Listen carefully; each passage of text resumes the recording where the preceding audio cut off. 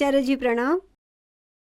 આચાર્યજી, જેમ કે આપણે કંઈક અલગ કરવાની કોશિશ કરવા માંગીએ છીએ, જેમ કે એક નોકરી, મેં 3-4 જગ્યાએ નોકરી કરી છે પહેલાં, તે પછી હવે હું મારું પોતાનું કંઈક કરવાનો પ્રયાસ કરી રહી છું. આ માટે મેં મારી જૂની નોકરી છોડી હવે હું મારું પોતાનું કંઈક કરી રહી છું. આ કરવાના રસ્તામાં આચાર્યજી મને સૌથી મોટી મુશ્કેલીનો સામનો એ કરવો પડી રહ્યો છે. આ પ્રશ્ન મેં પહેલાં પણ તમને પૂછ્યો હતો, પરંતુ હું ફરીથી પૂછવા માંગુ છું. જેમ કે જે તમારી પર્સનલ લાઈફથી સંબંધિત વસ્તુઓ હોય છે, તમે તમારા કામ પર ધ્યાન આપવા માંગો છો, પરંતુ ઘણી બધી વસ્તુઓ તમારા દિમાગમાં હાવી થઈ જાય છે, અથવા હું એને મારા પર હાવી થવા દઉં છું એમ કહી શકાય. જેમ કે સૌથી મોટી સમસ્યા એકલપણું મહેસૂસ કરવું, જેનો પ્રશ્ન મેં તમને પહેલાં પણ પૂછેલો હતો. તો તમે કીધું હતું તમારા જીવનમાં બીજી વસ્તુઓ લઈને આવો. હું એવું કરું પણ છું, અને દિવસમાં ઘણી એવી વસ્તુઓ હોય છે જે આપણને કરવી જોઈએ, જે હું કરું પણ છું. માની લો કે મેં રાખ્યા છે 4 કલાક, મારે આ વસ્તુ પર કામ કરવાનું છે, જેમ કે મારું પોતાનું કંઈક કામ બિલ્ડઅપ કરવાનું છે, તો હું કરી શકું. મેં સમય તો રાખ્યો છે અને હું કરી રહી છું. તે કરતી વખતે મારા મગજના પાછળના ભાગમાં ચાલ્યા કરે છે કે કાશ કોઈ હોય, અથવા હું કોઈ સાથે વાત કરી શકું. માની લો કે ઘરમાં જેમ કે કોઈ ગુજરી ગયું છે, તો જેમ કે મમ્મીની યાદ આવી જાય છે, અને આ બધી વસ્તુઓ જ્યારે આવે છે ત્યારે મારા કામનો સમય બરબાદ થઈ જાય છે, કારણ કે હું કરી નથી શકતી યોગ્ય રીતે. આમ તો હું કંઈક અલગ કરવા માંગુ છું, ત્યાં પ્રયાસ પણ શરૂ કરી દીધો છે, પરંતુ આ વસ્તુના કારણે મને ખૂબ મુશ્કેલીઓ થાય છે. એટલે હું લગભગ 3જી વાર તમને આ પ્રશ્ન પૂછી રહી છું, તો આ પર મને કંઈક કહો. જુઓ, જે મૂળ વાત છે તે આ જ છે કે સહન કરવું પડશે. ઠીક છે? કોઈ પણ પ્રકારની હું તમને સાંત્વના આપું તે પહેલા એકદમ સીધી વાત છે તે આપણે સમજી લઈએ. સાચું જીવન જીવવું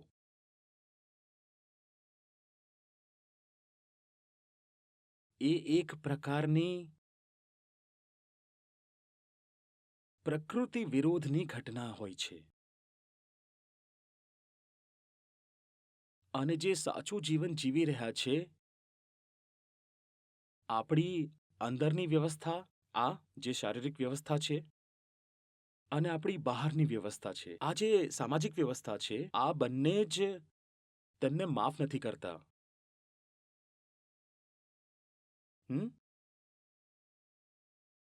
તો હૃદય કઠોર કરો. આગળ પણ બીજી વાતો કહીશ, હું રોકાઈશ નહીં. હા, પરંતુ જે પહેલી વાત છે જો એ પહેલા કહેવી જોઈએ ને. ખાલી ખોટો હું તમને દિલાસો આપું જેનાથી કંઈક થવાનું નથી, તો કોઈ લાભ નથી. હું માનું છું કે તમે એક મજબૂત વ્યક્તિ છો, તો હું તમારી જોડે સીધી સીધી સાચે સાચી વાત કરી શકું છું, હે ને?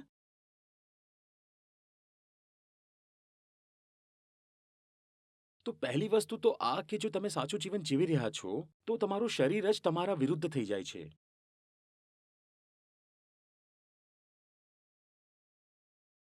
ઓછામાં ઓછું શરૂઆતમાં. પછી ધીમે ધીમે તમે શરીરને એકદમ જ સ્પષ્ટ કરી દો કે બેટા તારી ચાલશે નહીં. તો પછી તે આકારમાં આવવા લાગે છે, પરંતુ તેમાં સમય લાગે છે. શરૂઆતમાં ઘણા વર્ષો સુધી તમે જોશો કે તમારી શારીરિક વ્યવસ્થા જ અંદરથી તમારા પર ઘાત કરી રહી છે. તમે કંઈક સારું કરવા માંગો છો, લાગણીઓ ઉલટી પુલટી આવવા લાગે છે, વિરોધી વિચારો આવવા લાગે છે, આળસ આવવા લાગે છે, ઊંઘ વધુ આવવા લાગે છે. કંઈક સારું કરવા નીકળો, ઘૂંટણમાં દુખાવો થવા લાગે છે. લોકો આવે છે, કહે છે કે આમ તો અમે એકદમ ઠીક છે, પરંતુ આચાર્યજી આવો છો, તમારી સામે જ બેસીએ છીએ, પીઠમાં અચાનક જ ખૂબ જોરથી દુખાવો થાય છે. પહેલા ક્યારે થયું નથી, પહેલા થતું જ નથી.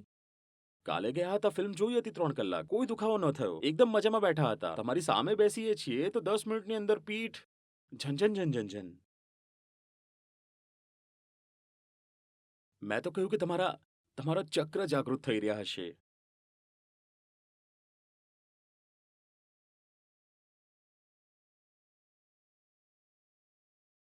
વહેતી ગંગામાં હાથ ધોઈ લઉં, હું શું કામ ના કહું? આધ્યાત્મિક ગુરુ છું ભાઈ. મારી સામે ચક્ર નહીં જાગૃત થાય તો કોની સામે થશે? તેમને કોણ કહે કે આપણા અચેતનમાં જે જંગલ બેઠું છે તે ઈચ્છતું નથી કે તમે જંગલમાંથી બહાર આવો. મારી સામે બેઠા છો તો ખતરો ઊભો થઈ જાય છે. જંગલ છૂટવા લાગે છે તો પછી શરીર દરેક રીતે અંદર ને અંદર કાવતરું કરે છે. ક્યારેક ક્યાંય ખંજવાળ થવા લાગશે, પીઠ દુખવા લાગશે, માથું દુખવા લાગશે, રોવાનું મન થવા લાગશે, ઉલટી પુલટી લાગણી ઉઠશે, ભૂખ લાગી જશે, અચાનક દસ્ત આવવા લાગશે, શૌચાલય તરફ ભાગશો, કંઈ પણ થઈ શકે છે. આ બધું થવા લાગે છે. તબિયત ખરાબ થઈ જાય છે. લોકોની ખરેખર તબિયત ખરાબ થઈ જાય છે. ઉલટીઓ આવી ગઈ.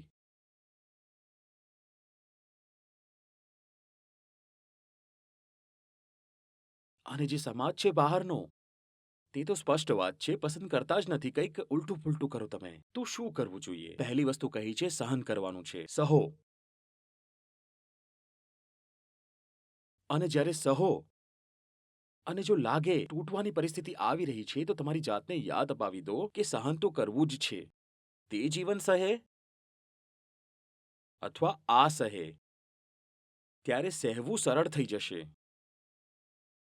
સહન તો કરવાનું જ છે. તકલીફ તો છે જ. કઈ તકલીફ પસંદ કરશો?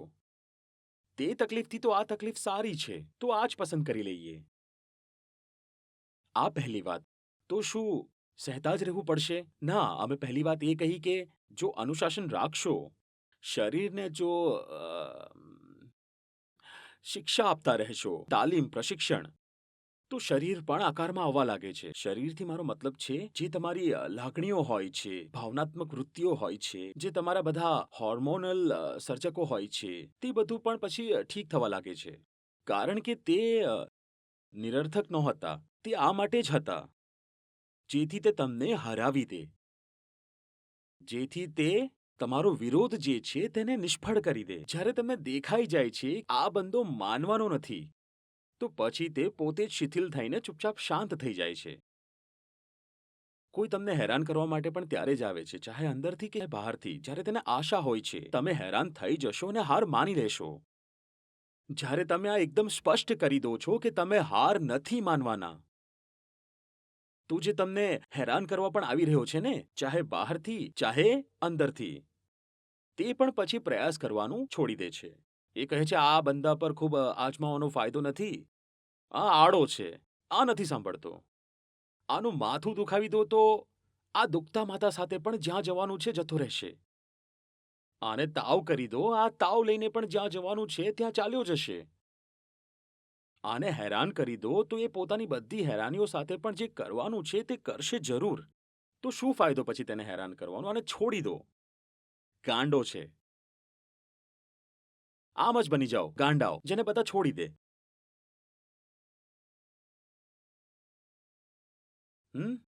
કામના જ ના રહો કોઈના. ઉલટા પુલટા ઝાડ જેવા બની જાઓ, પછી કોઈ નહીં આવે તમને કાપવા. ચીનમાં કહે છે ને, જે સૌથી આડું અવળું ઝાડ હોય છે તેને બધા છોડી દે છે. બેકાર છે. બેકાર બની જાઓ એકદમ, પછી કોઈ નહીં આવે તમને છેડવા. અર્થ સમજો આ વાતનો. આપણે ઈચ્છીએ શું છે કે આપણે આંશિક વિરોધ કરીએ. આંશિક વિરોધનો શું અર્થ થાય છે? આંશિક વિરોધનો અર્થ થાય છે જ્યાં રહીએ છીએ ત્યાં જ રહીશું, પરંતુ જ્યાં કામ કરીએ છીએ ત્યાં કામ નહીં કરીએ. આમ ચાલશે જ નહીં. તમે સમજો વાતને. જુઓ, આ સંપૂર્ણ એક ઇન્ટિગ્રેટેડ એકીકૃત વ્યવસ્થા છે. આ હોલિસ્ટિક છે મામલો. જુઓ, તમે જ્યાં રહો છો, તમે જ્યાં જઈને ખરીદારી કરો છો, તમે જ્યાં જઈને મનોરંજન કરો છો, અને તમે જ્યાં જઈને પૂજા કરો છો, અને તમે જ્યાં જઈને કામ કરો છો, આ પાંચે એક જ જગ્યા હોય છે. આ જે 5 વસ્તુઓ છે ને એ એક હોય છે. તમે જ્યાં પૂજા કરો છો, તમે જ્યાં રહો છો, તમે જ્યાં ખરીદારી કરો છો, મતલબ જ્યાંથી તમે તમારી ભૌતિક જરૂરિયાતો પૂરી કરો છો, અને તમે જ્યાં કામ કરો છો, આ બધી જે જગ્યાઓ હોય છે આ એક હોય છે. એકદમ એક હોય છે આ. તમને લાગે છે કે અમે 4-5 અલગ-અલગ જગ્યાનું નામ લઈ લીધું? ના, આ 4-5 અલગ-અલગ જગ્યાઓ નથી. આ એક જ જગ્યા છે. અને તમે જો ઈચ્છો છો કે આમાંથી કોઈ એકને બદલો, તો તમારે પાછળને બદલવી પડશે. તો તમે ભૂલ શું કરો છો જુઓ? તમે આંશિક વિરોધ કરો છો. કારણ કે તમારી સમજ આંશિક છે. તમને જો દેખાઈ ગયું કે તમે ઘટિયા જગ્યાએ કામ કરી રહ્યા છો, તમે તે કામ બદલવા ઈચ્છો છો, તો તમે માત્ર કામને બદલો છો, તમે તમારી બાકીની જગ્યાઓ નથી બદલતા. તમે જેને પૂજો છો તેને બદલ્યા વગર તેને કેવી રીતે બદલી શકશો જેની કર્મથી તમે સેવા કરો છો? જો તમે હજુ પણ તેમને જ પૂજનીય માનો છો જેમને પહેલા માનતા હતા, તો તમે યાદ રાખો, કામ પણ ફરી ત્યાં જ કરતા રહેશો જ્યાં પહેલા કરતા હતા. તમે જો હજુ પણ ત્યાં જઈને મનોરંજન કરો છો, મટરગશ્તી કરો છો, ખરીદારી કરો છો, જ્યાં પહેલા કરતા હતા, તો તમે આ નહીં કરી શકો કે તમે તે કામને છોડી દો જે તમે પહેલા કરતા હતા. તમે તમારું જૂનું કામ છોડી દો, પરંતુ તમારા જૂના યાર દોસ્તોને યથાવત રાખો. તો તમારે જૂના કામમાં પણ પાછા ફરવું પડશે. કારણ કે તે બધું એક છે, એક વ્યવસ્થા છે. તે જે યાર દોસ્ત છે તમારા જૂના, તે આ સહન કરશે જ નહીં કે તમે તે જૂનું કામ છોડી દીધું. થઈ શકે છે કે પ્રત્યક્ષ રૂપથી તે તમને કંઈ નહીં કહે. હોઈ શકે છે કે તે ઉપરથી તમારું સમર્થન કરે કે ના યાર, તે ઘણું સારું કામ કર્યું. તે પ્રકારનું બધું જૂનું કામ છોડી દીધું અને તારા માટે કંઈક નવું શરૂ કરી રહ્યો છે. થઈ શકે છે કે તે મોં પર આમ બોલે, પરંતુ તે દોસ્તોનું પોતાનું જીવન કેવું છે? જીવન એકદમ તેવું જ છે જેવું તમારું જૂનું જીવન હતું. તો જ્યારે તમે તેમના જીવનને જોશો, તો તમારામાં પણ ઈચ્છા ઉઠશે તમારા જૂના જીવનમાં પાછા જવાની. ઈચ્છતા ન ઈચ્છતા પણ તે તમારા જૂના યાર દોસ્તો તમને મજબૂર કરી દેશે તમારી જૂની દુનિયામાં પાછા ફરવા માટે.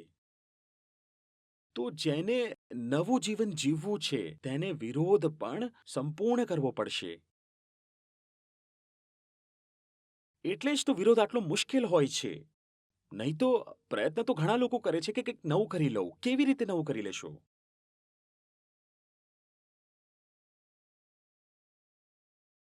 હમ? સાહેબ કોર્પોરેટમાં કામ કરતા હતા. મોટો પગાર આવતો હતો. એકદમ મોટો પગાર હતો. ઠીક. પછી લગ્ન કર્યા. પત્ની આવી. તે પછી ક્યાંકથી તેમને કંઈક હોશ જાગૃત થઈ ગયા. તો બોલે, આ બધું હું શું કરી રહ્યો છું? પૈસા તો મોટા કમાઈ રહ્યો છું. પરંતુ શું આ જ કરવા માટે જન્મ્યો તો? કંઈક અલગ કરવું છે.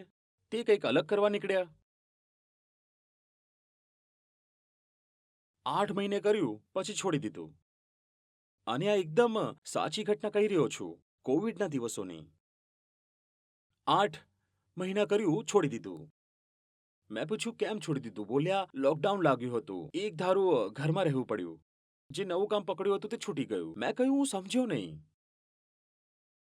જે તમે આટલું ઊંચું અને સારું કામ શરૂ કર્યું હતું, તમારી જૂની એ નોકરી છોડીને તમે કેમ છોડી દીધું? બોલે 8 મહિના ઘર પર રહેવું પડ્યું. મેં કહ્યું તો? બોલે 24 કલાક પત્નીની સામે રહેવું પડ્યું હતું. મેં કહ્યું તો? એણે કહ્યું મને તે જ જોઈએ જેની સાથે મેં લગ્ન કર્યા હતા. મતલબ? બોલે એણે લગ્ન મારી નોકરી સાથે કર્યા હતા. એણે લગ્ન મારી નોકરી સાથે કર્યા હતા. જ્યાં સુધી લોકડાઉન ન હતો ત્યાં સુધી હું બહાર રહી લેતો હતો, કામ કરતો હતો, મોડો ઘરે આવતો હતો, ખાતો તો, પીતો તો, સૂઈ જતો તો, સવારે ફરીથી ભાગી જતો હતો. તો દર સમયે મારે આના કટાક્ષ નહીં સહન કરવા પડતા હતા. લોકડાઉનમાં તે 24 કલાક મારી સામે રહેતી હતી. 8 મહિના એણે મને કટાક્ષ માર્યા છે. મેં કહ્યું ઠીક છે બાબા, હું જૂની નોકરી કરી લઈશ. એ વારંવાર કહેતી. કહ્યું કે જો મને પહેલા ખબર હોત કે તમે આ કરવાના છો, મેં તમારી સાથે નોકરી નહીં કરી, મેં તમારી સાથે લગ્ન ના કર્યા હોત. કોની સાથે લગ્ન કર્યા હતા? મેં લગ્ન કર્યા હતા એક હાઈ અર્નિંગ કોર્પોરેટ પ્રોફેશનલ સાથે. અને હવે તમે કંઈક અલગ કરી રહ્યા છો. તો આ અવિશ્વાસ થઈ ગયો ને, બેવફાઈ થઈ ગયો ને. તમે બેવફાઈ ન કરશો સનમ.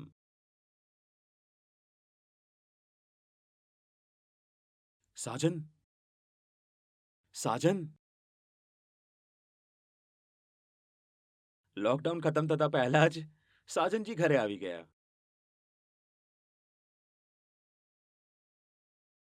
તમે આંશિક વિરોધ કરશો કદી સફળ નહીં થઈ શકો. લો સાંભળો એકદમ સાફ સાફ વાત. જો સંપૂર્ણ રીતે જીવન બદલવું છે તો પછી તમારે આ પ્રકારના મિત્રો યાર કે આ પ્રકારના પતિ પત્ની પણ છોડવા પડશે. નહીં તો તેઓ તમને બદલવા જ નહીં દે. દેવીજીની દલીલ એકદમ સાચી હતી. બોલી, કહો મેં લગ્ન કોની સાથે કર્યા હતા? તમે કોણ હતા જેની સાથે મેં લગ્ન કર્યા હતા? બોલ્યા, હું આઈવી લીગનો MBA હતો અને એક ટોપ કન્સલ્ટિંગ ફર્મમાં કામ કરતો હતો. ડોલર સેલેરી આવતી હતી અને હું તે હતો. બોલી, મેં તેની સાથે લગ્ન કર્યા હતા ને? તું એ બધું ના હોત તો મેં તારી સાથે લગ્ન કર્યા હોત છું. તમારું મોઢું જોઈને લગ્ન કર્યા હોત, તમારી ખીચું જોઈને લગ્ન કર્યા હતા. અને સૌ લગ્ન ખીચા જોઈને જ કરે છે, મોઢું જોઈને કોણ કરે છે? બોલી, મને જો પહેલા ખબર હોત કે તમે આ પ્રકારના છો જે કહે છે કે હવે 1 વર્ષ સુધી હું કંઈ કમાવાનો નથી અને જે આજ સુધી હું કમાયો છું તે પણ હું મારા સ્ટાર્ટઅપમાં લગાવી દઈશ અને ક્યારે કમાવાનું શરૂ કરીશ તેનું કોઈ ઠેકાણું નથી. ક્યારે કોઈ આવક આવશે કે નહીં તેનું પણ કોઈ ઠેકાણું નથી. મને ખબર હોત કે તમે આ પ્રકારના છો અને તમે આ કરવા જઈ રહ્યા છો તો હું થોડી તમારી સાથે લગ્ન કરત. ભાઈ, 5 લાખના તો મારા જ બંધાયેલા ખર્ચા છે. જ્યારે તમે કંઈ કમાઈ જ નથી રહ્યા તો મારા ખર્ચા કેવી રીતે ઉઠાવશો? તો હવે શું છે? જો ખરેખર કંઈ સારું કરવું જ છે તો માત્ર જૂની નોકરી જ નહીં છોડવી પડે, જૂની છોકરી પણ છોડવી પડશે. અને આ જ વાત છોકરીઓ પર પણ લાગુ પડે છે. તમે પણ જો કંઈક સારું કરવા જઈ રહ્યા છો તો તમારી આસપાસના જે આ બધા છે અકલું પપલું, એમને પણ ત્યાગવા પડશે. તેમને રાખી રાખીને તમે થોડી હવે જઈને આ બીટેકના 24 વર્ષ પછી, MBAના 21-22 વર્ષ પછી હવે જઈને હું IITIMના વોટ્સએપ ગ્રુપમાં ફરીથી જોડાયો છું. મને જોડી દીધો છે લોકોએ. હું એકદમ અલગ થઈ ગયો હતો. તે તો છોડો કે મળતો હતો, તે તો છોડો કે વાત કરતો હતો. મારી પાસે ફોન નંબર પણ નહોતા. કારણ કે જો મારે તે જીવન છોડવું છે, તે જે સામાન્ય જીવન હોય છે MBA પછીની, તો મારે તેમને પણ છોડવા પડશે જે MBAની સાથેના મારા લોકો હતા. તમે આમ નહીં કરી શકો કે તમે વીકેન્ડ પર પાર્ટી તો તેમની જ સાથે કરવા જાઓ છો. તેમની સાથે હવે પાર્ટી કરવા જશો તો શું થશે? શું થશે? તેમની દુનિયા બીજી છે અને તેમની દુનિયા ખૂબ આકર્ષક છે. તેમની દુનિયા જંગલની દુનિયા છે. તેમની દુનિયામાં ઘણું બધું છે જે ચુંબક જેવું છે અને તમારી અંદર હજી ઘણું બધું લોખંડ મોજૂદ છે, તે તમને ખેંચી લેશે. અને જો નવા કામ સાથે તમારો પ્રેમ લાગી ગયો છે તો તમે આવા લોકોની સંગત હવે કેમ રાખવા ઈચ્છશો જે હજુ પણ જૂના ઢબના છે? તેમની સાથે તમારું મન લાગશે પણ નહીં. પણ જેમ મેં કહ્યું, આપણે કરીએ છીએ આંશિક વિરોધ. આપણે નોકરી બદલી દઈએ છીએ, સંગત પુરાની છોડી દઈએ છીએ અને જે જૂની સંગત છે તે તમને ફરીથી ખેંચીને જૂની નોકરીમાં નાખી દેશે.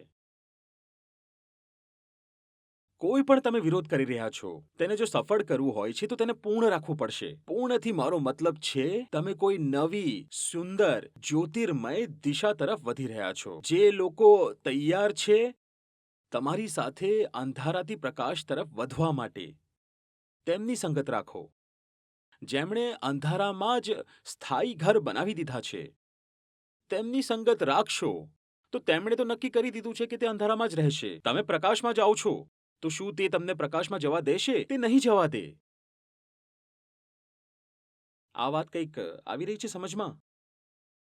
સૌથી ખતરનાક હાલત તે લોકોની હોય છે જે પ્રકાશમાં હોવા છતાં પણ અંધારાથી તેમના સંબંધ કાયમ રાખવા ઈચ્છે છે. અંધારું તેમને ખેંચી લે છે, પાછળ લઈ લે છે. અથવા તો જે અંધારાના નિવાસી છે તેમને કહે, જુઓ, હું જે તરફ જાઉં છું તમે પણ મારી સાથે આવો. તે તમારી સાથે જવા તૈયાર થાય છે, સારી વાત છે. તમારી સાથે જવા તૈયાર નથી તો પણ તમે તેમની સાથે સંબંધ રાખી રહ્યા છો, તે તમારા માટે તકલીફ થશે. કદાચ કે એવું થઈ શકે કે આ તકલીફ ના થાય. મને કોઈ ખૂબ પ્રસન્નતા નથી થઈ રહી તમને કહીને કે કોઈ સંબંધ છે જે અનિવાર્ય રૂપે તોડવા પડે છે. મને કોઈ ખુશી નથી થઈ રહી કહેવામાં, પરંતુ જે સત્ય છે તે તમને નહીં કહું તો તે પણ તો ખોટું થશે ને. તો સત્ય કહેવું જરૂરી છે તમને કહી રહ્યો છું.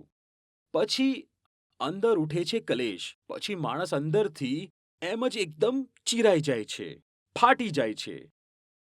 જેમ હમણાં તમારી દશા છે. કારણ કે તમે કામ બદલવાનું નક્કી કર્યું છે અને ખૂબ જ જે જૂનું છે તેને તમે નથી બદલવા માંગતા. જૂની માનસિકતા નથી બદલવા માંગતા. અંદરનો જે જૂનો માહોલ છે તે નથી બદલવા માંગતા. જૂની જગ્યા નથી બદલવા માંગતા.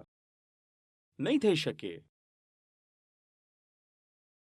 જેણે જીવનમાં સાચે જ કંઈક નવું કરવું છે તેમને જોઈએ કે તેઓ તેમનો માહોલ જેટલો બદલી શકતા હોય બદલી દે. હું તો કહી રહ્યો છું કપડાં પણ બદલી દો, ઘર પણ બદલી દો, જગ્યા બદલી દો. કોણે તમને કહી દીધું કે તમે કોઈ એક જ જગ્યામાં બંધાયેલા છો આ પૃથ્વી પર? કેમ બેઠા રહેવું છે તમારે જ્યાં પણ તમે બેઠા છો? દિલ્હીમાં, ભોપાલમાં, લખનૌમાં જ્યાં પણ રહો છો. આપનારાએ તો આખી પૃથ્વી જ તમને આપી છે ને.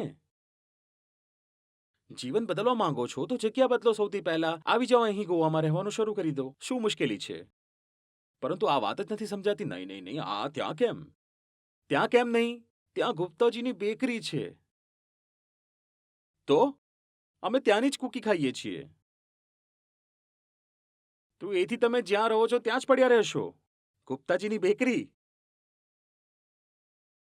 એમ કેમ છોડી દઈએ? તો તે બધું તો તે બધું નહીં છોડી શકતા હો તો પછી કંઈ જ નહીં છૂટે તમારાથી. કહી રહ્યા છો પણ આ તો અમારું જૂનું શહેર છે.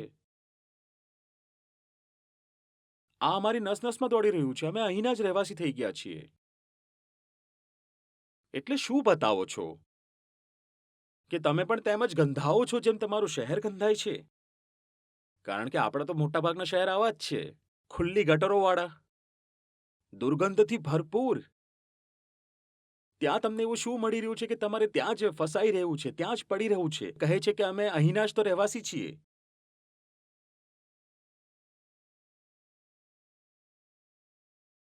નામ પણ ત્યાંનું જ રાખી લો છો.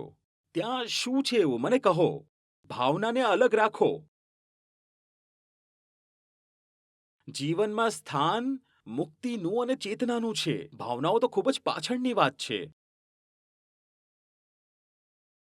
ખૂબ લોકોને આનંદ આવી જાય છે. નામ શું છે કે પવન કન્નોજી. ત્યાં શું છે એવું ભાઈ? કહ્યું નહીં. અમે તો બે મળી ગયા, બે કાનપુરિયા મળ્યા, આનંદ આવી ગયો. શું છે ત્યાં એવું? સમાજનું શિકંજો છે બસ ત્યાં ખૂબ જ જબરજસ્ત. ત્યાં રહેતા રહેતા તમે કંઈક નવું નહીં કરી શકો બાબા. અને ભારતે આ ખૂબ મોટી ભૂલ કરી છે. આપણા પછાતપણાના મોટામાં મોટા કારણોમાં આ એક છે. યુરોપમાં આટલી પ્રગતિ કેમ થઈ ગઈ? કારણ કે તેઓ નીકળીને સમગ્ર દુનિયા પર છવાઈ ગયા. અને આ હિન્દુસ્તાની મન છે આપણું, ખાસ કરીને ઉત્તર ભારતીય મન, કે આપણે કાનપુરિયા છે તો આપણે તો કાનપુરિયા જ રહીશું, નહીં નીકળીએ બહાર. અને તેમાં ખૂબ ગર્વ અનુભવ કરે છે કે કાનપુરિયાની નિશાની આ છે. ઉપરવાળા ખીચામાં તંબાકુ હોય છે, મોઢામાં ગુટકા હોય છે, પાટલુન પર ગુટકાના છાંટા હોય છે, અને મોં પર તે થૂક હોય છે જે કોઈ બીજા ગુટકાવાળાએ માર્યું હોય છે. આપસમાં વાત પણ કરે છે તો એકબીજા પર થૂક્યા કરે છે ને. આહાહાહાહાહા. મને ગર્વ છે. ત્યાં શું રાખ્યું છે? અને હું અનાદરની વાત નથી કરી રહ્યો. જુઓ, તે જ ઉત્તર પ્રદેશમાંથી હું પણ ઉઠ્યો છું. આદર પણ છે ત્યાં માટે, ત્યાંની ભલાઈ પણ ઈચ્છું છું. પરંતુ એક ખૂબ સાચી વાત પૂછી રહ્યો છું.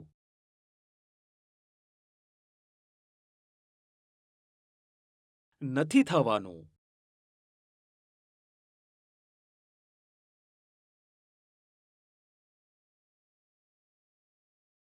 બાળપણમાં હતો ખૂબ નાનો, 5મા 6મામાં કવિતા વાંચી હતી. એક બૂંદ, તમે પણ વાંચી હશે, હિન્દીમાં હતી. કવિતામાં એક બૂંદ હતી જે મેઘમાંથી નીકળીને ચાલે છે. તે ખૂબ ડરે છે, વિચારે છે કે માટીમાં મળી જઈશ, બરબાદ થઈ જઈશ, રેતીમાં મળી જઈશ, મારું શું થશે? દરેક પ્રકારના તેને વિચાર આવે છે. ન જાણે મારું શું થશે? મેઘમાંથી નીકળીને ચાલી છું, આટલી નાની છું. મેઘમાં રહેતી હતી, ઉપર રહેતી હતી, સુરક્ષિત હતી. આ મેં શું કરી દીધું? મેઘ મારું ઘર હતું, મેં ઘર કેમ છોડી દીધું? એને તમામ પ્રકારના અનિષ્ટના વિચારો આવે છે. પરંતુ અંતમાં શું થાય છે? એક શંખ ખુલ્લો હોય છે. શંખ. અને તે બૂંદ જઈને તે શંખમાં પડે છે અને ત્યાં તે મોતી બની જાય છે. હવે કવિનું વક્તવ્ય કંઈક આ પ્રમાણે હતું: ઘરથી નીકળવું બૂંદ લો કંઈક અલગ જ આપે છે કર. તમે હવે ગૂગલ વગેરે કરશો તો જોઈ લેશો. અને ઘણી સુંદર પંક્તિ હતી કે ઘરેથી નીકળતી વખતે ઘણા ડરના અને અનિષ્ટના અને અપશકુનના વિચાર આવે છે. પરંતુ જે ઘરેથી નીકળ્યા નથી તે કદી મોતી નહીં બની શકે. તે ભારત જેવો જ રહેશે કે ભારત છે, અહીં છે આપણું, આટલી બધી આબાદી થઈ ગઈ છે જે અહીં જ સડી રહી છે.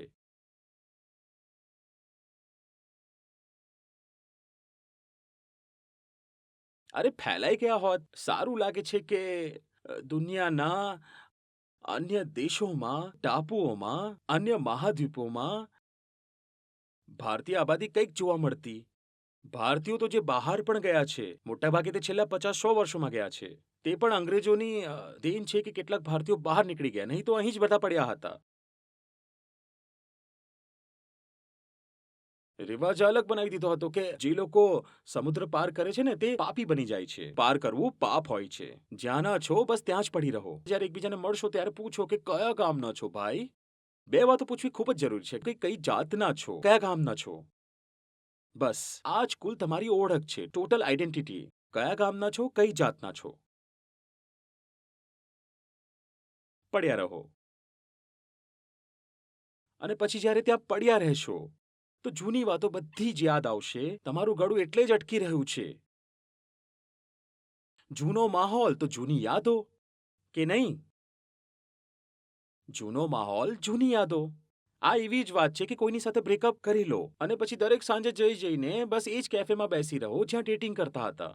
તો શું થશે? ત્યાં બેસીને રડશો? કંઈ નહીં, બસ ટુપ ટુપ ટુપ ટુપ ટુપ. What do you like with your tea? Tears? ત્યાં ચા રાખી છે ને તેમાં આંસુઓ ધોડીને પી રહ્યા છો. અને એ જ ટેબલ પર બેઠા છો જ્યાં તે બેસતો હતો સામે. શું કામ ત્યાં સડી રહ્યા છો?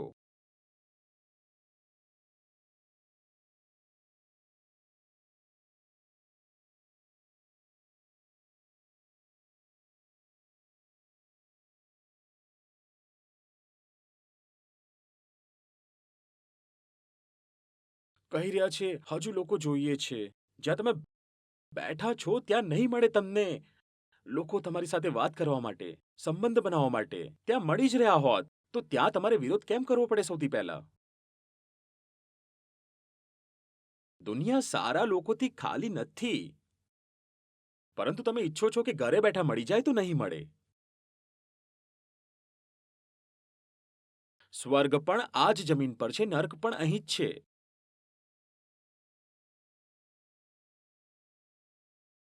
પરંતુ સ્વર્ગ તો શોધવો પડે છે, બહાર નીકળવું પડે છે, કિંમત ચૂકવવી પડે છે, ત્યારે મળે છે. પ્રાદેશિક ગૌરવ રાખવાથી કંઈ નથી થઈ જતું. અજી સાહેબ, અમેરિકામાં શું છે? અમેરિકામાં શું છે? તમે બિજનોર આવ્યા કદી? અમે તમને બતાવીશું. આ નાસા વાળા એક રિક્ષા નથી બનાવી શકતા. અમે બતાવીશું તમને.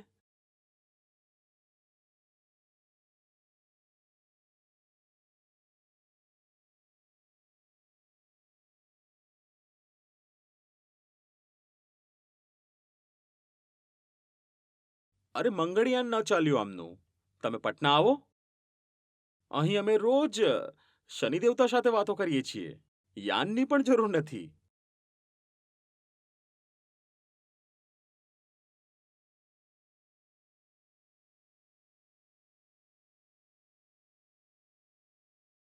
કંઈક અમુક નાની નાની ભૌતિક બાબતો કહી રહ્યો છું. કોઈ રમત શીખો. કોર્ટ પર ઉતરશો ને, આ જેટલી પણ ઇમોશનલ રબીશ હોય છે ને એ મગજમાંથી જાતે જ દૂર થઈ જશે. નહીં તો બેઠા રોતા રહો. અને ખાસ કરીને સ્ત્રીઓમાં તો ખૂબ જ થાય છે. બેઠા છે, સુબક રહ્યા છે, આંસુ વહાવી રહ્યા છે. ફે, ફે, ફે, ફે, તે હું, હું, હું. ઘાતક ગઝલો, ગજબ શાયરી, બ્રેકઅપનો દુખાવો ચાલી રહ્યો છે જબરદસ્ત. આ કોઈ સંયોગ માત્ર નથી કે ભારતમાં આજે શેરો શાયરી અને ગઝલનો સૌથી સુવર્ણ કાળ હતો. આ જે કાળ હતો, ભારત અંદરથી વધુ નબળું પડ્યું, ખોખલું બન્યું અને ભારત પર અંગ્રેજોએ કબજો કર્યો. કારણ કે ત્યાં જે વાત જ છે તે મોટા ભાગે ચેતનાને ડૂબાવવાવાળી છે અને મનને આંસુઓમાં ડૂબાડે તેવી છે.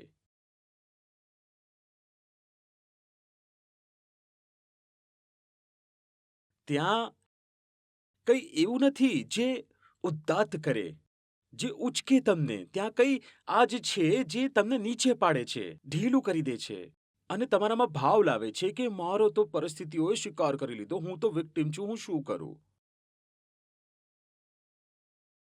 અથવા તો ફુહડ આશિકી, તારા હોઠ, તારી ઝુલ્ફો, તારી આંખો, આ તે. હું આટલી વાતો શું કામ કહું છું? કારણ કે આ જ બધી વાતો છે વ્યર્થની ઉથલ ભાવુકતા, જે તમને જીવનમાં કોઈ સાર્થક કામ કરવાથી રોકી દે છે. બધા સમજે છે, પરંતુ કોઈ ભાવ છે જે રોકી દે છે. અને કયો ભાવ છે? એવો જ કોઈ ભાવ છે. કેમ છોડી દઈએ? આધ્યાત્મિકતા અને ભાવુકતા સાથે સાથે નથી ચાલી શકતા. કારણ કે આધ્યાત્મિકતાના કેન્દ્રમાં બેઠું છે ત્યાગ. છોડી દો, ત્યાગ. અને ભાવુકતાના કેન્દ્રમાં આ જ વાત બેઠી છે. કેવી રીતે છોડી દઈએ? નથી છોડી શકતા તો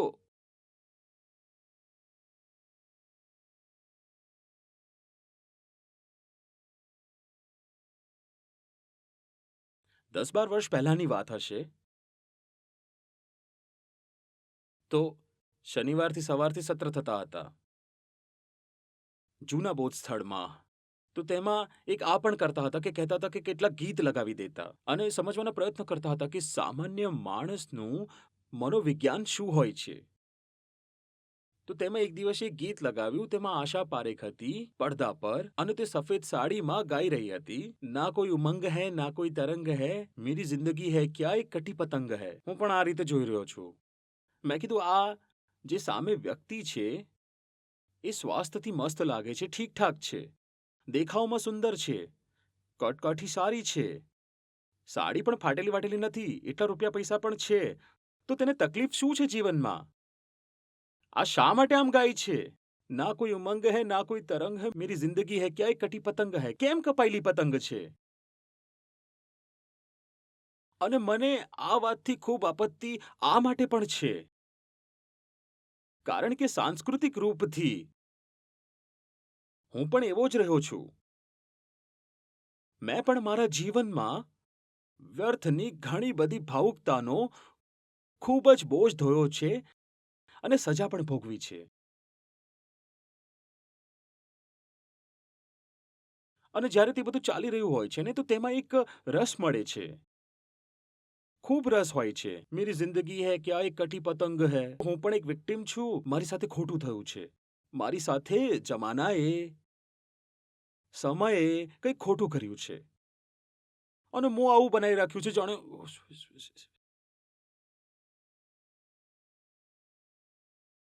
દુઃખ પોતાનામાં કોઈ પુણ્ય નથી હોતું.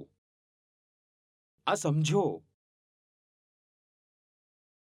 દુઃખી થવું એ પોતાનામાં કોઈ પુણ્યની વાત નથી હોતી. પરંતુ ભારતમાં આ મૂલ્ય ખૂબ જ પ્રચલિત થઈ ગયું છે કે જે દુઃખી છે તે પુણ્યાત્મા છે. તો લોકો પોતાની જાતને પુણ્યાત્મા સાબિત કરવા માટે જબરજસ્તી દુઃખી રહે છે. અને કોઈ હસતો મળી જાય તો કહે છે કે જો લફંગો હસી રહ્યો છે. હસવું, આનંદિત રહેવું જાણે પાપ થઈ ગયું છે, અપમાનની વાત થઈ ગઈ. હવે આમ જ સમજી લો કે આપણે અહીં બેઠા છીએ, ઠીક? એકદમ અહીં કોઈ આવીને રડવાનું શરૂ કરી દે, તમને કોઈ આપત્તિ નહીં થાય. તમને ઉલટાનું લાગશે કે જુઓ જુઓ જુઓ તેમના શબ્દો અટકી રહ્યા છે. ભલો માણસ છે, જુઓ રડી પડ્યો. હવે અહીં કોઈ આવીને હસવાનું શરૂ કરી દે કે હે હે, કહેશો કે બદતમીઝ આચાર્યજીની સામે હસી રહ્યો છે. અરે આ આધ્યાત્મિક જગ્યા છે, અહીં હસાય નહીં, અહીં રોવાય છે. શું કામ રોવાય છે? શું કામ રોવાય છે? રોવા માટે પણ કોઈ વાજબી કારણ છે શું તમારી પાસે? શું તમે સંસારની દુર્દશા પર રડી રહ્યા છો?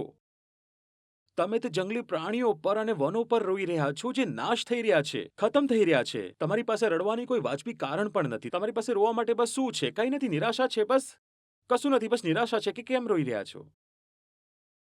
આદત થઈ ગઈ છે રડવાની તો રડી રહ્યા છીએ. કોઈ ઊંચું કારણ પણ છે? રોવા માટે પણ કોઈ ઊંચું કારણ છે શું?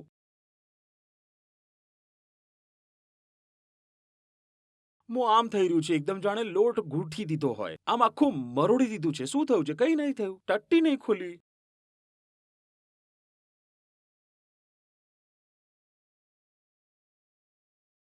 દુખિયાદાસ કબીર છે, જાગે અને રોવે. તે પણ રોતા હતા. તે પોતાના જાગરણના કારણે રોતા હતા. તે જાગૃત છે. તે જગતની દુર્દશા જોઈને કરુણાવશ તેમના આંસુ આવી જાય છે. તે અલગ વાત છે એકદમ. તમારું મોં કેમ લટકેલું છે? કેમ? આ સાબિત કરવા માંગો છો કે શહીદ છો કે તમે પણ પામ્યું? અરે શહીદ તો એ હોય છે જે પહેલા લડાઈમાં ઉતરે છે. લડાઈ કોઈ લડી નથી. અને શહાદતનો ગર્વ લેવા માંગો છો? અરે સાહેબ, वक्त करता जो वफा आप हमारे होते, हम भी गैरों की तरह आपको प्यारे होते. સમય જો વફાદારી કરતા તો સીધે સીધે નથી બોલી રહ્યો. નબળો માણસ છે નાદુર. સમય પર કેમ દોષ મૂકી રહ્યો છે?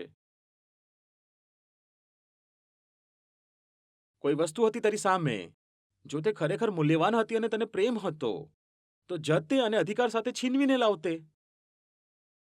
ત્યારે તો પગ થરથરી ગયા. કોઈ હિંમત નહીં દેખાડી શક્યો. હવે કહે છે કે સમય જો વફાદારી કરત. સમય બેવફા છે. સમય બેવફા છે.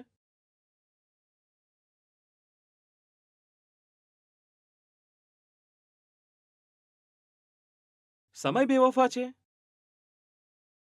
તો મોં કેમ લટકી રહ્યું છે?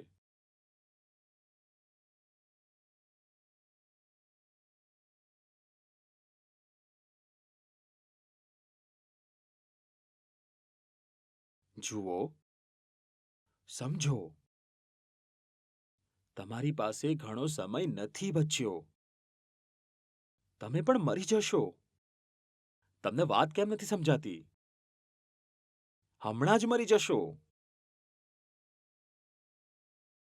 શું બચાવી રહ્યા છો? તમારે મરવાનું છે. શું બચાવી લેશો? રોઈને શું મળશે? લડી પડો.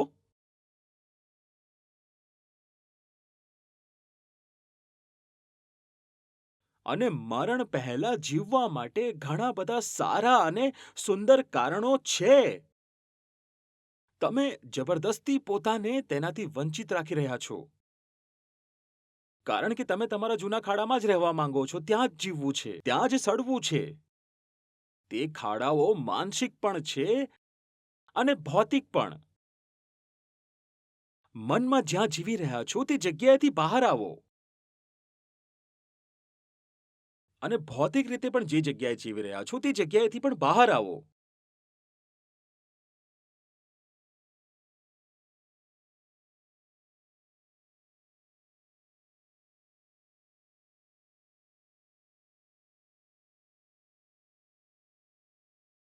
કોઈ મજબૂરી નથી. જેટલી પણ તમે મજબૂરીઓ બનાવી રાખી છે તે બધી લઈને તમે ચિતા પર જશો શું? હું પૂછી રહ્યો છું.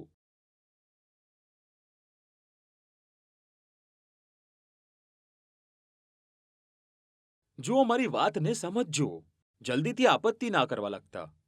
મારા હોટલની બાજુમાં એક બીચ છે, હું ત્યાં ગયો હતો. ત્યાં મહિલાઓ સાડી પહેરીને ફરતી હતી. મને સાડીથી કોઈ આપત્તિ નથી. ઘણો સારો પોશાક છે. મારા ઘરમાં પણ મેં મહિલાઓને સાડીમાં જ જોઈ છે. હું જે કહી રહ્યો છું તે સમજો. કોઈ આપત્તિ નથી. પણ હું પૂછી રહ્યો છું, તમે બીચ પર પણ સાડી પહેરીને ફરી રહ્યા છો. સાડી પહેરીને મરશો શું? સાડી પહેરીને જન્મ્યા હતા કે સાડી પહેરીને રાખ થશો? કહો. કહેશો નહીં. આમ તો હિન્દુઓમાં તો થાય છે. સાડી પહેરાવીને જ તો રાગ કરે છે. તે તો લપેટી દીધી છે. તમે પહેરી નથી, તમારા પર લપેટી દીધી છે.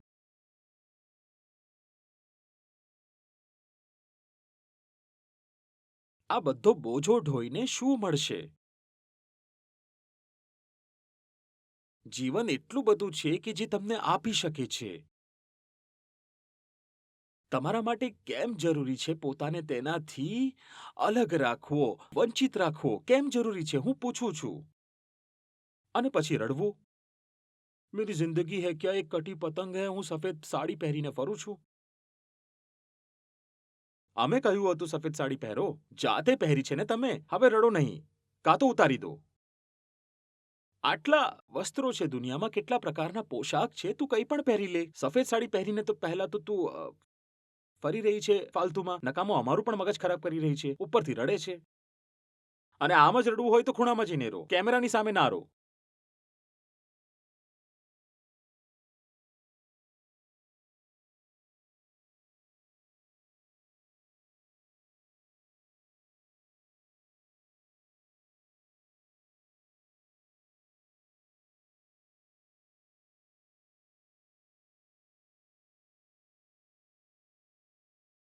ગંભીરતાથી લેવા જેવી એક જ વસ્તુ હોય છે. જે વસ્તુમાં કોઈ સમાધાન નથી થઈ શકતું, જે વસ્તુને એકદમ બદલી જ ન શકાય, તે એક જ વસ્તુ હોય છે. મુક્તિ. તેના સિવાય બધું જ બદલતા શીખો. જૂની વિચારધારા, શારીરિક લાગણીઓ એ ગંભીરતાથી લેવા જેવી વસ્તુઓ નથી. ખૂબ ગંભીરતા રાખો જીવનમાં, બસ એક જ વસ્તુ માટે. શું? જન્મનો ઉદ્દેશ છે મુક્તિ. બાકીની બધી વસ્તુઓ નેગોશિયેબલ છે. બાકી બધી વસ્તુઓને આગળ પાછળ કરી શકાય છે. કદી સ્વીકારી શકાય છે, કદી ત્યાગી શકાય છે. કંઈ પણ બીજું નથી જે નિત્ય છે. નિત્ય સમજો છો તમે? જેને બદલી જ ન શકાય. બાકીનું બધું પરિવર્તનીય છે અને પરિવર્તન થવું જોઈએ. ડરશો નહીં. અહીં તો લોકો છે જે એ વાતથી પણ ડરે છે કે જે રીતના વાળ 20 વર્ષ પહેલા રાખ્યા હતા તેમ જ તો રાખવા છે. હેરસ્ટાઇલ બદલાવી ના જોઈએ. તમારા વાળ જ નથી રહ્યા, હેરસ્ટાઇલ સાચવી રાખી છે. ગંજો થઈ ગયો છે, હેરસ્ટાઇલ જૂની છે. તે જાય છે ત્યાં નાઈની સામે અને કહે છે કે જેમ કોલેજના દિવસોમાં મારી જે સ્ટાઇલ હતી તેવા જ કાપી દો. તે કહે છે ટકલાની ચંપી કરી શકું છું. કાપવા માટે કંઈક બચ્યું હશે તો કાપીશ ને.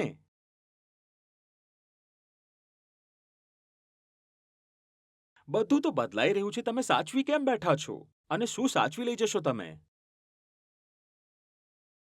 અને આ જ દુઃખ છે. આ જ વેદાંતની, આ જ બુદ્ધની શીખ છે. જે સાચવી ન શકાય તેને સાચવવાની મહેનત જ દુઃખ છે. અને જ્યારે પણ કોઈ વ્યક્તિ જુઓ જે ખૂબ જ દુઃખમાં નિમગ્ન છે, સમજી લેવું કે તે કોઈ એવી વસ્તુને સાચવવાનો પ્રયત્ન કરી રહ્યો છે જે સાચવી જ શકાતી નથી.